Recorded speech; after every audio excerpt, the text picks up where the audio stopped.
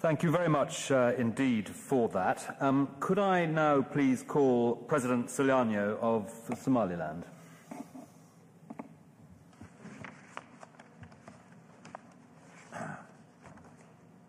I thank the British government for hosting this conference. It's a great pleasure for me and my delegation to be here today on behalf of Somaliland. It's the first participation of Somaliland in a conference on Somalia. We're here because of the friendly persuasion of the government of the United Kingdom, with which we had a shared history, but we are also here because we have a strong interest in regional stability, and we believe that we can share our views about stability and recovery in Somalia, drawing in partly on lessons we have learned in Somaliland. I consulted widely with the political and civil society leaders of Somaliland before deciding to accept the invitation to the conference.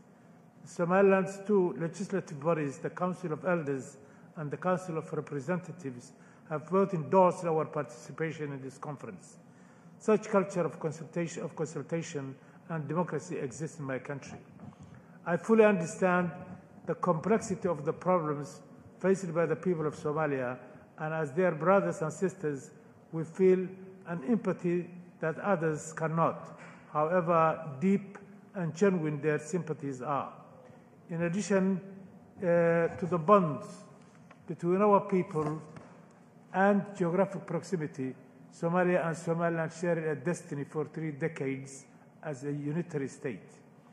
The international discussions on stabilizing Somalia have all shared the assumption that stabilization and recovery will be most likely to occur on the basis of the existing de jure boundaries of the state. Seeking solutions which focus on these boundaries risks the very stability that we desire. We must take into account the realities on the ground. Somali politics are decentralized, and Somalis themselves must own the solution. This will not be achieved by a top-down imposition of a recreated centralized state. A bottom-up approach to state building should be preferred. We also firmly believe that an increased support to Somaliland would help to promote stability and recovery in Somalia, because it would strengthen our role as an example of how to build peace and democracy in a similar political culture. Somaliland built peace and democracy through an indigenous bottom-up process drawing on traditional conflict resolution methods. Somaliland actively collaborates in the fight against terrorism and piracy in the region. On Tuesday this week, our parliament approved an anti-party law and a prison transfer law, which will further contribute to our commitment to the fight against piracy. Attracting foreign direct investment is critical for the future prosperity of Somaliland.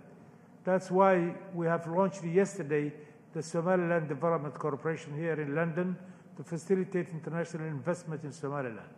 An institution of this type could help Somalia too.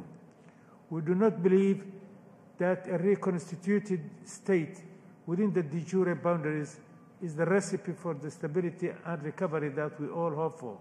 The people of Somaliland chose the path of independence more than 20 years ago, and we cannot turn back. To do so would be to deny our current history, our achievements, and our political reality.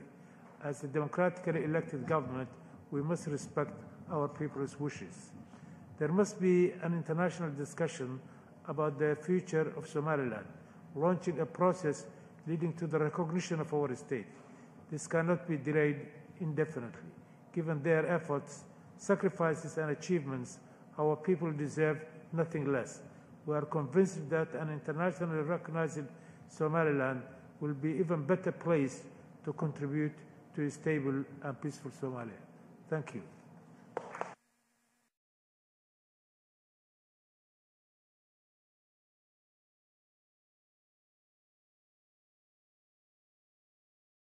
Thank you very much indeed for that.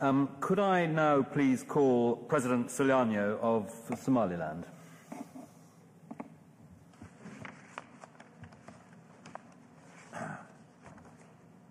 I thank the British government for hosting this conference. It's a great pleasure for me and my delegation to be here today on behalf of Somaliland. It's the first participation of Somaliland in a conference on Somalia. We're here because of the friendly persuasion of the government of the United Kingdom, with which we had a shared history, but we are also here because we have a strong interest in regional stability, and we believe that we can share our views about stability and recovery in Somalia, drawing in partly on lessons we have learned in Somaliland.